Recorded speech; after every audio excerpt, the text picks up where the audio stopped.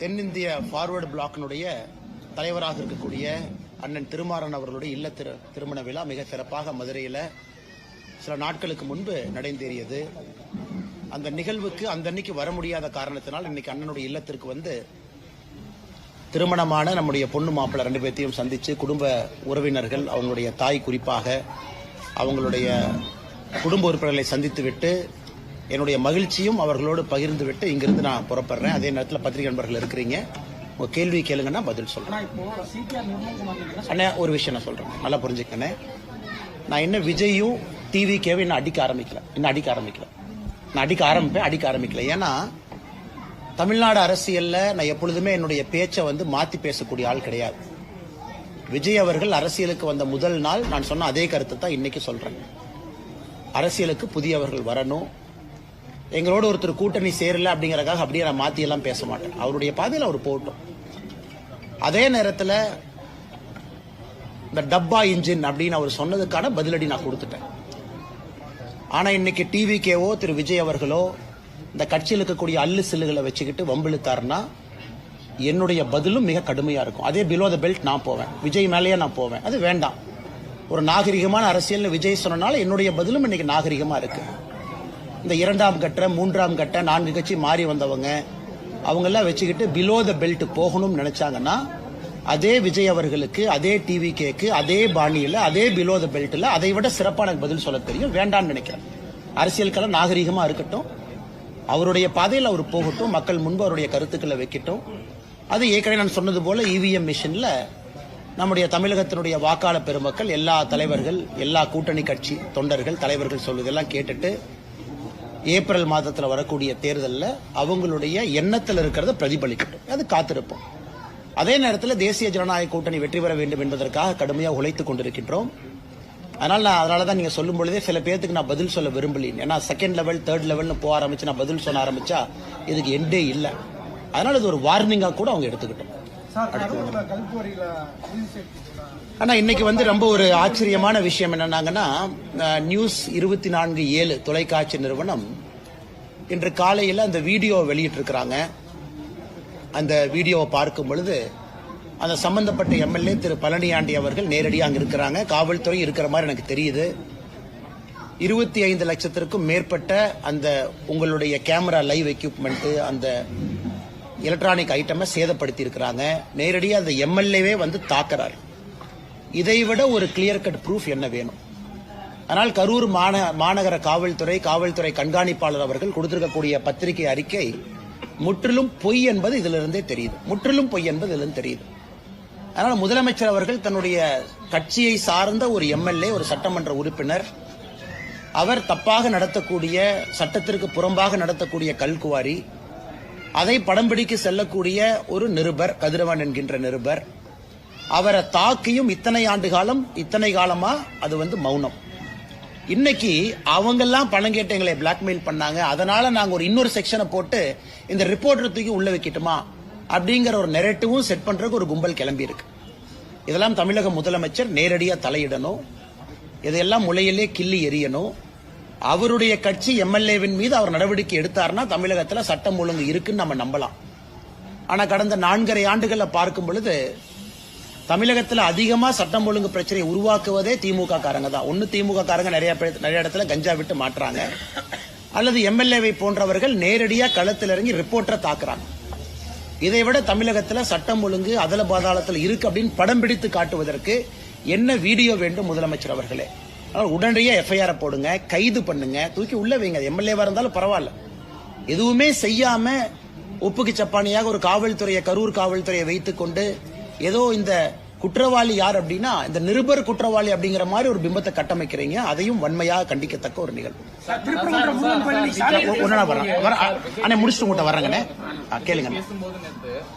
தமிழகத்துல என்டிஏவுக்கு எடப்பாடி பழனிசாமி தான் தலைமைன்னு நைனா நாயந்தர் உட்பட எல்லாரும் சொல்றாங்க. ஆனா அவர் வந்து பாஜக தலைமை அப்படின்ற மாதிரி ஒரு நேற்று நான் பதில் சொல்லியிருந்தேங்கன்னா, அது எங்களுடைய கட்சி, எங்களுடைய கூட்டணி, எங்களுடைய தலைவர்கள் அவங்க மக்கள் முன்னால எப்படி அப்படின்னு சொல்லிட்டாங்க. திரு விஜய் அவர்கள் கைத்தட்டு பெறுவதற்காக அவங்க கட்சிக்குள்ள அவர் என்ன வேணாலும் நரேட்டிவ் செட் பண்ணிக்கிட்டு அது அவருக்கு விட்டது. அதனால் தமிழக மக்கள் எல்லோருக்குமே தெரியும் யார் இன்னைக்கு வந்து முதலமைச்சரா இருக்கிறாங்க, எதிர்க்கட்சி தலைவரா யார் இருக்கிறாங்க, தேர்தலுக்கெல்லாம் எப்படி இருக்குன்னு.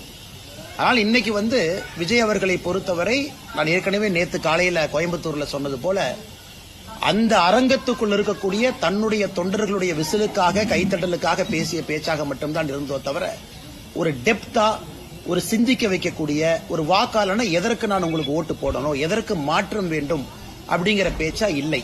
அதனால அதை கடந்து போய் விடலாங்கண்ணா. திருப்பரங்குன்றத்துல அந்த நீதிமன்ற உத்தரவிட்டு தீபம் ஏற்ற விடல. ஆனா நீதிமன்றத்துல போய் அந்த மன்னிப்பு கடிதம் கொடுத்திருக்காங்க, நிபந்தனையற்ற மன்னிப்பு கடிதம் மாவட்ட ஆட்சியர் கொடுத்திருக்காங்க. தமிழக அரசு கொடுத்த மாதிரி தான் நம்ம பார்த்துக்கலாம். 100% தமிழக அரசு முதலமைச்சரே வந்து கொடுத்ததா தான் எடுத்துக்கணும். ஒரு மாவட்ட ஆட்சியர் என்பது முதலமைச்சரை ரெப்ரசென்ட் பண்ணக்கூடிய ஒரு ஸ்டேட் இன்ஸ்ட்ருமெண்ட். அவர் அந்த மாவட்டத்தில் ஸ்டேட் யாரு, அரசு யாருன்னு கேட்டீங்கன்னா மாவட்டத்தினுடைய ஆட்சியர், காவல் கண்காணிப்பாளர், போலீஸ் கமிஷனர். இன்னைக்கு அவங்க போய் கோர்ட் முன்பு நின்று மன்னிப்பு கேட்கறாங்கன்னா இது எந்த அளவுக்கு சீரியஸா போயிருக்கு, எந்த அளவுக்கு முதலமைச்சர் வாக்கு அரசியலுக்காக மைனாரிட்டியை தாஜா செய்ய வாக்கு அரசியலுக்காக இதை எக்ஸ்கலேட் பண்ணி இந்த நிலைமை கொண்டு வந்து நிறுத்திட்டார். இன்னைக்கு யாரு பலிகாடாவாக மாறி இருக்கின்றார்கள் என்றால் அந்த மாவட்டத்தினுடைய ஆட்சியரும் காவல்துறை கமிஷனரும் இன்னைக்கு பலியாடு மாதிரி நிக்கிறாங்க. அதனாலதான் நேத்து நாங்க பத்திரிகையாளர் சந்திப்புல கேட்டது, இன்னும் நீதியரசர்கள் ஒரு படி மேல போய் அந்த ஆட்சியருக்கு யார் போன் பண்ணாங்க, ஆட்சியருக்கு இந்த மாதிரி செய்ய சொன்னது யார். ஏன்னா ஏற்கனவே அந்த டிவிஷன் பெஞ்ச் அதுல நமக்கு ஊர்ஜிதம் ஆயிருச்சு. அந்த 144 CRPC என்ன போட்டாங்களோ அதே ஃப்ராட் என்பது நமக்கு தெரிஞ்சிருச்சு. டிவிஷன் பெஞ்சிலேயே சொன்னாங்க இதே ஒரு ஃப்ராட் அப்படி. ஆனா இன்னைக்கு தப்பான ஒரு 144 தடை உத்தரவு போட்டு அதுல யாரோ மேலிருந்து கொடுத்த அழுத்தத்திற்கு பணிந்து ஒரு காவல்துறையும் மாவட்ட ஆட்சியரும் தான் செய்ய வேண்டிய கடமையிலிருந்து தவறி இன்னைக்கு தமிழ்நாடு ஸ்டேட்டே மக்கள் மன்றத்தில் அவமானப்பட்டு நீதியரசர்கள் முன்பு நீதிமன்றத்தில் வெட்கி தலைகுனியும் அளவுக்கு இன்னைக்கு நிலைமையை கொண்டு வந்து விட்டிருக்கிறாங்க. இதிலிருந்தே புரிந்து கொள்ள வேண்டும் கலவரத்தை ஏற்படுத்துவதற்கு முயற்சி செஞ்சது யார். பழிய வந்து இன்னைக்கு நம்முடைய கட்சியின் மீது, நம்முடைய தோழர்கள் மீது, சகோதரர்கள் மீது போடுறாங்க. இன்னைக்கு வெட்ட வெளிச்சமாக நீதிமன்றத்தில் தமிழக மக்களுக்கு எல்லாம் தெரிஞ்சிருச்சு இந்த திருப்பரங்குன்றம் பிரச்சனையை உருவாக்கியதே திராவிட முன்னேற்ற கழகம் தலைமையிலான அரசு. காரணம் எதற்காக? வாக்கு அரசியலுக்காக, ஓட்டு அரசியலுக்காக. பிரவீன் சக்கரவர்த்தி என்ன சொல்றாருன்னா தாவேகா 2வது இடத்துக்கு வந்துருவாங்க, அதிமுக 3வது இடத்துக்கு போயிருவாங்க. தாவேகாவுடைய வாக்கு சதவீதம் அதிகமா இருக்கு, நாங்க கூட்டணி வச்சதுனால கூட எங்களுடைய வாக்கு சதவீதமே குறைந்துருச்சு அப்படின்லாம் கூட அவர் பேசியிருக்காரு. ஆனா அதுல ஒரு 2 கருத்துல ஒரு கருத்து, தமிழகத்தை பொறுத்த வரைக்கும் பல ஆண்டு காலமாக இது ஒரு காங்கிரஸ் ஸ்டேட்டாக இருந்துச்சு. காங்கிரஸ் மாநிலமாக, காங்கிரஸை விரும்பக்கூடிய ஒரு மாநிலமாக தமிழ்நாடு பல ஆண்டு காலம் இருந்திருக்கு. இந்தியாவில் மற்ற பகுதியில் காங்கிரஸ் வருவதற்கு முன்பே தமிழகத்தில் காங்கிரஸ் மிகப்பெரிய தலைவர். இன்னைக்கும் காங்கிரஸ் ஒரு கட்சி இருக்குன்னா ஒரு ஐடென்டி தலைவர்கள் பாத்தீங்கன்னா ராஜாஜி ஐயா ஆரம்பித்து காமராஜர் ஐயா வரைக்கும் நிறைய சொல்லிக்கிட்டே போலாம். இடையில முக்கியமான தலைவர்கள் எல்லோருமே முதலமைச்சர் நாற்காலியில் அமர்ந்திருந்தாங்க. இன்னைக்கு அந்த காங்கிரஸ் கட்சி எப்படி இருக்குன்னா திரு பிரவீன் சக்கரவர்த்தி அவர்கள் பிரதிபலிக்கக்கூடிய காங்கிரஸ் கட்சியா இருக்கு. கூட்டணி ஒரு பக்கம், ஆசை இன்னொரு பக்கம். டெல்லியை பார்த்துக்கிட்டு இருக்கிறாங்க. டெல்லியிலிருந்து வரக்கூடிய தலைவர்களுடைய எண்ணம் வேறு மாதிரி இருக்கு, காங்கிரஸ் கட்சியினுடைய எண்ணம் வேறு மாதிரி இருக்கு. ஆனா இன்னைக்கு பாத்தீங்கன்னா காங்கிரஸ் கட்சி தமிழகத்தினுடைய தலைவருடைய நிலம் எப்படின்னா தன்னுடைய சொந்த கட்சியை சார்ந்த ஒருவர் தனியார் தொலைக்காட்சி நிறுவனத்துக்கு பேட்டி கொடுத்து இவங்க வளர்ந்துட்டாங்க, திமுக வளர்ந்துச்சுன்னு எங்கேயுமே சொல்ல, திமுக ஆட்சிக்கு வரணும் எங்கேயுமே அவர் சொல்லல. அவர் மீது நடவடிக்கை கூட எடுக்க முடியாத நிலைமையில தான் தமிழக காங்கிரஸ் கட்சியினுடைய தலைவர் உட்கார்ந்து இருக்கிறார். பத்திரிகை நண்பர்கள் ஏன் நடவடிக்கை எடுக்கலன்னு கேட்டா நான் டெல்லிக்கு அனுப்பியிருக்கேன், டெல்லியில முடிவு பண்ணுவாங்க. அதாவது ஒரு கட்சியில ஒரு தொண்டனின் மீது ஒரு நடவடிக்கை எடுக்க கூட முடியாத ஒரு மாநில தலைவராக இருக்கக்கூடிய காங்கிரஸ் கட்சி இன்னைக்கு எதற்கும் டெல்லியை பார்த்து எதிர்பார்த்துக் கொண்டிருக்கின்றார்கள். இந்த ஒரு காரணத்துக்காகத்தான் காங்கிரஸ் அழிஞ்சிச்சு. தமிழகத்தில் இருந்த பவரை தூக்கி டெல்லியில கொடுத்தாங்க. கர்ம வீரர் காமராஜரையை எப்படி இங்க ஆட்சியை நடத்தினாங்க. அதன் பிறகு இந்திரா காந்தி அம்மையார் டேக் ஓவர் பண்ணதுக்கு அப்புறம் கர்ம வீரர் ஐயாவை தோற்கடிக்க வேண்டும் என்கின்ற ஒற்றை காரணத்திற்காக 1972 தேர்தலில் திராவிட முன்னேற்ற கழகத்தினுடைய கூட்டணி 234 தொகுதியில ஒரு தொகுதியும் கூட காங்கிரஸ் நிக்காம 1972 பாதி பாராளுமன்ற தொகுதியில காங்கிரஸ் நின்னாங்க. அன்னைக்கு ஆரம்பிச்ச வீழ்ச்சி காங்கிரஸ் இங்க இருக்கு. நான் காங்கிரஸ் கட்சியை பத்தி கமெண்ட்ரி கொடுக்க வேலை என் வேலை இல்லைங்கண்ணா. ஆனால் நிச்சயமாக காங்கிரஸ் கட்சியினுடைய வீழ்ச்சி தமிழகத்தில். ஆனா இன்னும் அவங்க பாருங்க 63 சீட் காங்கிரஸ் நின்னாங்க 2011. அதன் பிறகு 40 சில்லற சீட்டுக்கு வந்தாங்க. அதன் பிறகு 25 சீட்டுக்கு வந்துட்டாங்க. சோ 60 சீட்ல நின்ன ஒரு கட்சி அதே திமுக கூட்டணியில வெறும் 10 ஆண்டுகள்ல இன்னைக்கு 25 சீட்ல வந்து நிக்குது. ஆனாலும் காங்கிரஸ் கட்சி இன்னைக்கு பேசும் பொருளா இருக்கு. காரணம், தேவையில்லாம பிரதமர் மீது வைக்கக்கூடிய அவதூறான பேச்சுக்கள் எல்லாம், பாராளுமன்றத்தில் ராகுல் காந்தி அவர்கள் செய்யக்கூடிய சில தேவையில்லாத விஷயங்கள் எல்லாம். அதனால இன்னைக்கும் பிரவீன் சக்கரவர்த்தி அவங்க சொல்றத சொந்த கருத்துன்னு தான் காங்கிரஸ் சொல்ல போறாங்க. அவரு சொந்த கருத்துங்க, ஆனா கேட்டா all India data analytics wing head அப்படிம்பாங்க. அதனால இது காங்கிரஸ் கட்சிக்கான பிரச்சனை. காங்கிரஸ் கட்சி எப்படி இருக்கு அப்படிங்கிற மக்கள் மன்றத்தில் என் கருத்தாக இதை நான் வைக்கின்றேன். ஓபிஎஸ் அவர்கள் வர்றதுக்கு எதுவும் வாய்ப்பு இருக்கா சார்? நீங்க வந்து அவரோட ரொம்ப தொடர்பு இருந்தீங்க, நல்ல தொடர்புல. இப்ப அவர் தனிச்சுடப்பட்ட மாதிரி தெரியுது. அவர் வர யாரும் தனித்தல்ல எங்கேயும் போகலீங்கன்னா காலம் இருக்கிறது, காத்திருங்கள், பொறுமையா இருங்க, எல்லாம் நல்லதாக நடக்கும். தமிழகத்தில் 2026 திராவிட முன்னேற்ற கழகத்தினுடைய ஆட்சி தூக்கி எறியப்பட வேண்டும் என்று மக்கள் தெளிவாக நினைக்கின்றார்கள், விரும்புகின்றார்கள். அதற்கு என்ன நடக்கணுமோ அது நடக்குங்க. அண்ணாமலை பாஜகவில் என்ன நிலைமையில இருக்கிறாரே தெரியலன்னு சேகர் பாபு பேசியிருக்கிறார் சார். ஆனா நான் சேகர் பாபு ஒரு மாதிரி அண்டி பிழைக்கிற ஆண்டி இல்லைங்கண்ணா. இந்த பள்ளி எல்லாம் பாத்தீங்கன்னா இந்த செவுத்துல ஒட்டிக்கிட்டு சுத்திக்கிட்டு இருக்கும் வீட்டுல. அந்த பள்ளி கத்துனா மட்டும்தான் செவுத்துல ஒட்டி இருக்கிறது தெரியும். இன்னைக்கு சேகர் பாபு அவரை பார்க்கணும்னா முதலமைச்சரனுடைய ஜீப்ல ஓரத்துல பள்ளி மாதிரி ஒட்டிட்டு போவார். ஸ்ரீரங்க கோயில்ல எல்லாம் 4000 ரூபாய் டிக்கெட் வாங்கி சொர்க்கவாசல பாக்குறதுக்கு போவாங்க. அதே சேகர் பாபு எப்படி அடாவடியாக சென்னையினுடைய ரவுடியா எப்படி இருந்தாரோ 20 ஆண்டுகளுக்கு முன்பு, கோவில்ல இன்னைக்கும் அறநிலையத்துறை அமைச்சராக அதே ரவுடியா தான் இருக்கிறார். எல்லாம் நவருங்க. யாருன்னா சேகர் பாபுவும் அவருடைய குடும்பமும் போய் பெருமாளை ஃபர்ஸ்ட் பார்க்கணும். ஐயா, அவங்க பண்ண பாவத்தை எல்லாம் கோயில கழுவணுமா? கும்பாபிஷேகம் நடக்கும். லோக்கல்ல யாரோ 5 ரூபா 10 ரூபா 20 ரூபா ஓட்டு கும்பாபிஷேகம் நடத்துவாங்க. சம்பந்தமே இல்லாத காவி வேட்டியை கட்டிக்கிட்டு பள்ளி மாதிரி மேல ஒரு ஜீவன் தொத்திக்கிட்டு இருக்கும். அது யாருன்னு பார்த்தா சேகர் பாபு. அந்த மனிதருக்கெல்லாம் பதில் சொல்லி என் தரத்தை நான் தாழ்த்திக்க விரும்பலீங்கன்னா, செவுத்துல ஒட்டி இருக்கிற பள்ளியும் அறிவாலய சுவத்தில் இருக்கிற பள்ளியும் முதலமைச்சருடைய ஜீப்ல சைடுல ஒட்டிட்டு போற ஜந்துவும் ஒரே பேரு தான், அது சேகர் பாபு. திமுக கனிமொழி எம்பி வந்து சொல்லியிருந்தாங்க, நாங்க ஆட்சிக்கு வந்தோம்னா டாஸ்மாக் கடையில மூடுவோம், மதுவில கொண்டு வரோம். கிழிச்சாங்க. அண்ணே கனிமொழி அவர்கள் நல்ல ஒரு மனநிலை மருத்துவரை போய் பார்க்கணும். நல்ல மருத்துவரை போய் பார்க்கணும். அவருக்கு இந்த 15 வருஷம் வீடியோல கனிமொழி அக்காக்கு போட்டு காட்டணும். இந்த சில படத்துல பாத்தீங்கன்னா, ஏதோ ஒரு படத்துல பார்த்தேன், இந்த காலையில ஒரு உயிர், நைட்டு ஒரு உயிர். ரெமோ, அம்பியன், அம்பி, அன்னியன் ஒரு கேரக்டர் அப்பப்ப மாறும். அந்த கேரக்டரா கனிமொழி அக்கா மாறிட்டாங்க. தேர்தல் வரும் பொழுது டாஸ்மார்க்க மூடுவேன், தேர்தல் நடந்து முடிந்த பிறகு எஸ்கேப்பு, அதன் பிறகு 5 ஆண்டுகள் கழித்து திமுகவினுடைய தேர்தல் வாக்குறுதி குழுவினுடைய தலைவி. நீங்க 2021 கொடுத்த வாக்குறுதியினுடைய வெள்ளை பேப்பரை கொடுங்கன்னா சிரிப்பாங்க, அதை பத்தி பேச மாட்டாங்க. அதனால கனிமொழி அவர்கள் எப்படி பேசுறாங்கன்னே தெரியல. அந்நியனா பேசுறாங்களா, அம்பியா பேசுறாங்களா, இல்ல ரெமோவா பேசுறாங்களான்னு தெரியாது. மாறி மாறி பேசக்கூடிய அரசியல்வாதியாக அருமை அக்கா கனிமொழி அவர்கள் என்று மாறி இருக்கின்றார். மதுரை மாநகரம் தூய்மையற்ற மாநகரமா இருக்கு. ஆனா மதுரை நாடாளுமன்ற உறுப்பினர் வந்து தொடர்ந்து மத்திய அரசுக்கு எதிராக அந்த கருத்துக்களை சொல்லிட்டு வராரு. தமிழகம் வந்து கடைசி பொசிஷனுங்கன்னா, இன்னைக்கு இந்தியாவில் 10 லட்சம் பேர் இருக்கக்கூடிய நகரத்துல இந்தியாவுடைய கடைசி இடத்துல மதுரை இருக்கு.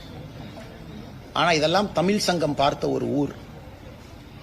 தமிழகத்துல இந்தியாவில் எப்படி வாரணாசிக்கு இன்னைக்கு நம்ம சொல்றோம் காலத்தால் அழிக்க முடியாத ஊருன்னு சொல்ற மாதிரி, தமிழகத்தில் ஒரு நகரத்தை சொல்லணும்னா அது மதுரை தான். காலத்தை கடந்து நிற்கக்கூடிய ஒரு ஊர். இன்னைக்கு வாரணாசி எப்படி இருக்குன்னு பாருங்க. மதுரை அளவுக்கு பழமையான வாரணாசி எங்க கொண்டு போய் வச்சிருக்காங்க.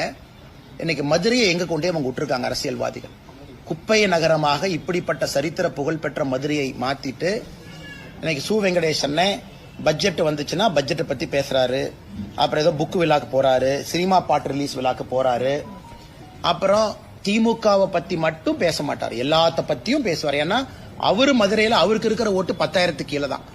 திமுக காரங்களோட சேர்ந்தா தான் மதுரையில அவரு ஜெயிக்க முடியும். அதனால திமுக காரங்களை பத்தி மட்டும் பேசவே மாட்டார், மிச்சதெல்லாம் அவர் பேசுவார். அதனால இன்னைக்கு மதுரை மாநகரத்தினுடைய எம்பி நிலைமையை நினைச்சா ரொம்ப பரிதாபமா இருக்குங்கன்னா, பாராளுமன்றத்தில் மோடி அவர்களை குற்றம் சொல்வது, குறை சொல்வது, பல பொய்களை சொல்லி மாட்டியிருக்கிறார். இதற்கு முன்பு விமான நிலையத்தை பத்தி ஒன்று சொன்னாரு, அதற்கு நம்முடைய விமானத்துறையினுடைய அமைச்சரை நேரடியாக பதில் சொல்லி இருந்தாங்க. எப்பாவது பாராளுமன்றத்தில் இந்த குப்பை பிரச்சனை இருக்கு அப்படின்னு பேசியிருக்காராங்கன்னு, குப்பை பிரச்சனைக்கு முழு காரணம் திராவிட முன்னேற்ற கழகம் அப்படின்னு பேசியிருக்காராங்கன்னு, முதலமைச்சரை சந்திச்சு மதுரையில் இருக்கக்கூடிய குப்பை பிரச்சனைக்கு தீர்வு கேட்டிருக்காராங்கன்னு, இங்க இருக்கக்கூடிய மேயரோடு உட்கார்ந்து குப்பை பிரச்சனை தீர்ப்பதை பத்தி பேசியிருக்காரா? ஆனா பேசுறதெல்லாம் China, America, Greenland, Antarctica, Siberia, அது வேற என்ன புதுசா ஒரு நாடு இருக்கும், அந்த நாடு தான். மாதங்களா மேயர் இல்லாம இருக்கு சார் மதுரை மாநகராட்சி. அண்ணே 200 கோடி ரூபாய் ஊழல். அண்ணா கரெக்ட். இந்த மதுரை மாநகராட்சி தான் அந்த ஃபேமஸா அந்த ஊழல் வழக்கில் எல்லாம் மாத்தி மாத்தி கம்ப்ளைண்ட் கொடுத்து கடைசியில் அறிவாலயத்தில் மேயரை வீட்டுக்கு போய் சொல்லி இன்னைக்கு மேயரே இல்லாத ஒரு நகரமாக மதுரை மாறி இருக்கிறது. அது இங்க இருக்கக்கூடிய 2 அமைச்சர்களுக்கு கொண்டாட்டம். ஏன்னா மேயர் பாத்தீங்கன்னா இந்த அமைச்சர் கார் பக்கத்துல போறதா இந்த அமைச்சர் கார் பக்கத்துல போறதா அந்த அம்மாவுக்கு பெரிய பிரச்சனையா ரொம்ப காலமா இருந்துச்சு. இன்னைக்கு மேயர் பதவியே இல்லாதனால தனிக்காட்டு ராஜாவாக 2 அமைச்சர்களும் சுத்திட்டு இருக்காங்க. அவங்க ஈகோலயே மதுரை அழிஞ்சிருச்சு. இன்னைக்கு தமிழ்நாட்டில் ஒரு ஊர் திராவிட முன்னேற்ற கழகத்தினுடைய 2 அமைச்சர்கள் இருக்கக்கூடிய ஒரு ஊர் அவர்கள் இருவருடைய ஈகோல அழிஞ்சிருக்குன்னா அது மதுரை. இருவருடைய தனிப்பட்ட ஈகோல மதுரை மாநகராட்சியும் மதுரை நகரத்தையும் குப்பை நகரமாக மாத்தி எங்கேயோ கொண்டு நிறுத்தி வச்சிருக்காங்க. சார் கடைசியா ஒண்ணு, இப்ப நீங்க தெளிவான விளக்கம் கொடுத்துட்டீங்க சார். ஏன் அந்த தேர்தல் பொறுப்பாளர்ல இருந்து விலகின அப்பாவுடைய உடல். அண்ணா நீங்க கேட்டதுக்காக மறுபடியும் சொல்றாங்கன்னா அண்ணா நல்லா புரிஞ்சுக்கணும். அண்ணா இந்த தேர்தல் பொறுப்பாளர் என்பது கட்சியினுடைய அமைப்பு வேலை. இந்த பூத்து சக்தி கேந்திரம் நம்முடைய தொண்டர்களை சந்திப்பது அமைப்பு வேலை. அதுக்கு நம்ம கிட்ட நிறைய தலைவர்கள் இருக்கிறாங்க, நிறைய திறமையான தலைவர்கள் இருக்கிறாங்க, அவங்க நிறைய செய்வாங்க. இந்த அமைப்பு வேலையை பொறுத்தவரை பாரதிய ஜனதா கட்சியை பொறுத்தவரை ஒரு ஆத்மார்த்தமான வேலை. ஒரு தொகுதினா நீங்க அங்கேயே போய் தங்கி இருக்கணும், 2-3 நாட்கள் அட்டஸ்டா இருக்கணும், வீடு வீடாக போகணும், தொண்டர்கள் எல்லாத்தையும் நம்ம தயார் நிலைப்படுத்தணும், அதன் பிறகு ஆர்கனைசேஷனை சரி பண்ணணும், பூத் அளவெல்லாம் ரெடி பண்ணணும், பூத் கமிட்டியை செக் பண்ணணும். இது முழுவதுமாக ஒரு அமைப்பு வேலை. இன்னைக்கு அமைப்பு வேலை செய்யணும்னா முழுமையாக நேரம் கொடுத்து நீங்க பண்ணணும். அங்க இருக்கணும், நீங்க கட்சி உங்களை எதிர்பார்க்கும், சொல்ற டேட்டுக்கு நீங்க அங்க போகணும். ஏன்னா மாநில தலைவராக இருக்கும் பொழுது நாங்கள் அதை செஞ்சிருக்கோம், எல்லா தலைவர்களும் அதை செஞ்சிருக்கிறாங்க. இன்னைக்கு நான் அந்த நேரம் கொடுக்க முடியாத சூழ்நிலையில நான் இருக்கேன். இந்த நேரத்துக்கு 7ஆம் தேதி போங்க, என்னால 7ஆம் தேதி போக முடியுமான்னு தெரியலீங்கன்னா அதான் நேத்து அதுக்கான காரணம் நான் சொன்னேன். மற்றபடி அரசியல் வேலையும் இன்னைக்கு நம்முடைய இளைஞரணி தம்பியினுடைய திருமணம் இருந்துச்சு. இப்பதான் திருப்பரங்குன்றத்துல திருமணத்தை முடிச்சுட்டு இங்க வர்றேன். அண்ணன் திருமாறன் அண்ணன் அவர்கள் எனக்கு ஒரு சகோதரரை போல. நான் 2-3 நாள் தாமதமா வந்தாலும் கூட என்னை அதே இன்முகத்தோடு வரவேற்கக்கூடிய அன்னைக்கு அண்ணன் வீட்டுல நான் இருக்கேன். அதனால இந்த பணி எனக்கு எப்ப நேரம் இருக்கோ ஓடி வந்துடுறேன். உதாரணத்துக்கு 3 நாள் தாமதமா வர்றேன். அதனால அமைப்பு வேலையை கட்சி பார்த்துக்கும், தலைவர்கள் இருக்கிறாங்க, தொண்டர்கள் இருக்கிறாங்க, அது ஒரு பக்கம். மற்றபடி அரசியலை பொறுத்தவரை நம்ம பேசணும். பிரஸ் மீட்ல கேள்வி கேட்கறீங்க, நம்ம என்ன பதில் இல்லைன்னு சொன்னாங்கன்னா அரசியல் கேள்வி கேட்கறீங்க, அதுக்கான பதிலையும் நான் சொல்லியிருக்கேன். அதிலிருந்து பின்வாங்க போவது கிடையாது. அதற்கு கட்சிக்கு நம்ம நேரம் கொடுக்கிறோம். ஏன் நம்முடைய அகில இந்திய தலைவர் திரு நிதின் நபீன் அவர்கள் பொறுப்பேற்பதற்கு முன்னாடி நாள் நாமினேஷன் ஃபார்ம் கொடுக்கணும். அன்னைக்கு நான் அகில இந்திய தலைவர்கள்ட்டே நான் பர்மிஷன் கேட்டேன், ஐயா இன்னைக்கு என்னால வர முடியாது, கொஞ்சம் குடும்பத்தினுடைய சூழ்நிலை, நான் நாளைக்கு வந்துடுறேங்க ஐயான். அடுத்த நாள் டெல்லிக்கு போய் அந்த நிகழ்ச்சியில பங்கேற்றேன். இது எல்லோருமே புரிந்து கொள்வார்கள். ஒரு கட்சியை பொறுத்தவரை எல்லாத்துக்குமே தெரியும் யாரை எங்க பயன்படுத்தணும், யாரை எங்க கூப்பிடணும். இது நேத்திலிருந்து பயங்கரமா நானும் பாக்குறேன், டிவியில் அப்படி டிபேட், அப்படி மீடியா அப்படி. சோ இந்த அன்னைக்கு அமைப்பு வேலைகளை அடுத்த 30 நாளும் நேரம் கொடுக்கணும். அவங்களுக்கு 5 தொகுதி கொடுத்திருக்காங்க, 6 தொகுதி கொடுத்திருக்காங்க, 3 தொகுதி கொடுத்திருக்காங்கன்னா அவங்க நேரம் கொடுத்து அங்க இருப்பாங்க. அந்த தொகுதியை வெற்றி தொகுதியா மாத்துவாங்க. அதே தொகுதிக்கு நாளைக்கு பிரச்சாரத்துக்கு போகணும், நான் அவைலபிளா இருக்கேன். மார்ச்ல சூழ்நிலை மாறி இருக்கும், வாங்கன்னு கேட்கறாங்க, நான் திரும்ப அங்க போறேன். ஆனா இன்னைக்கு எனக்கு அந்த சரியான நேரத்திற்கு நாம் செல்லவில்லை என்றால் அது கட்சி அவமானப்படுத்துற மாதிரி இருக்கும். அதனால எப்பவோ நான் கட்சிக்கு சொல்லிட்டேன். நேற்று பத்திரிகையாளர் சந்திப்புல நீங்க அண்ணே கோயம்புத்தூர்ல நிப்பீங்களா, அண்ணே இங்க நிப்பீங்களான்னு கேட்டதுக்காக நான் பதில் சொன்னேன். நானாக சொல்லல, கேட்டீங்க, நான் பதில் சொன்னேன். எப்பவுமே என்னை பொறுத்தவரை நான் ஒளிச்சு மறைக்கிற ஆள் இல்ல, நேரடியா பதில் பேசிட்டு போறாள். ஏன்னா எப்பொழுதுமே நேரடியா பேசிட்டோம்னா மனசுல எப்பவுமே பாரம் இருக்காது. அதே நேரத்தில் நண்பர்கள் நன்றாக புரிந்து கொள்ள வேண்டும், பாரதிய ஜனதா கட்சி தேசிய ஜனநாயக கூட்டணியை பொறுத்தவரை 2026 திராவிட முன்னேற்ற கழகம் யூபிஏ, இன்னைக்கு அவங்க மாத்தி பேர் வச்சுக்கிறாங்க, இந்தி அலையன்ஸ் வச்சுக்கிறாங்க, யூபிஎன் வச்சுக்கிறாங்க.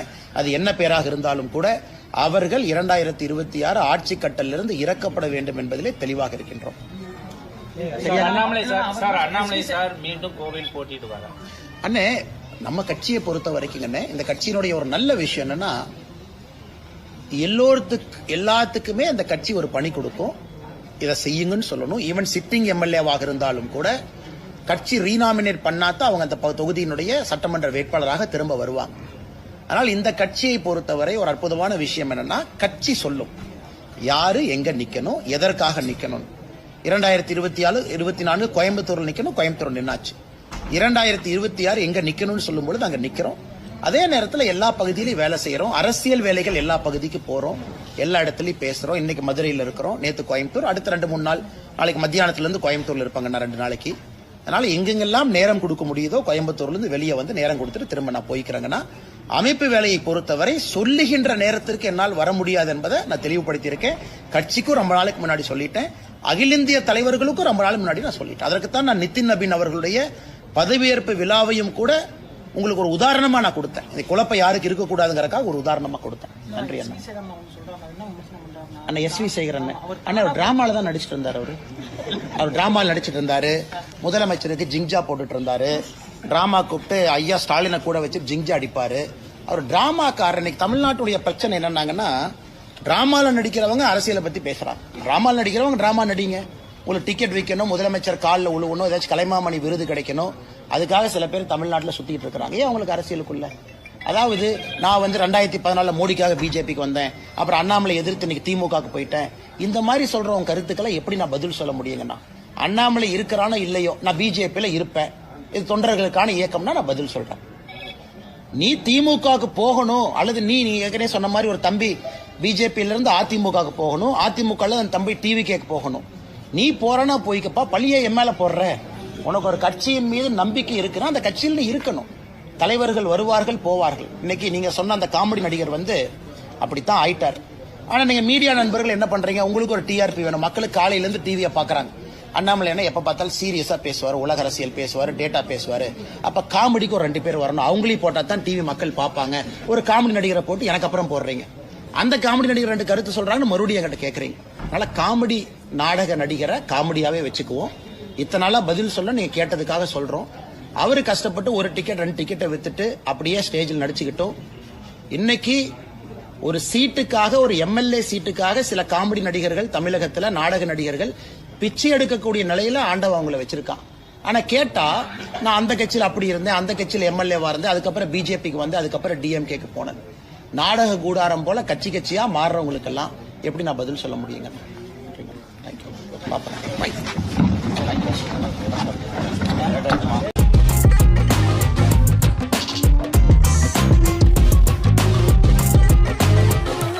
பச்சைக்கூறி தப்பாதுடா, சிங்க இது சிக்காதுடா, சுத்து போட்டு நிக்காதடா, சூற விட்டா தாங்காதுடா. சிவண்டா சிவண்டா சிவண்டா, எதுக்க எவண்டா எவண்டா எவண்டா.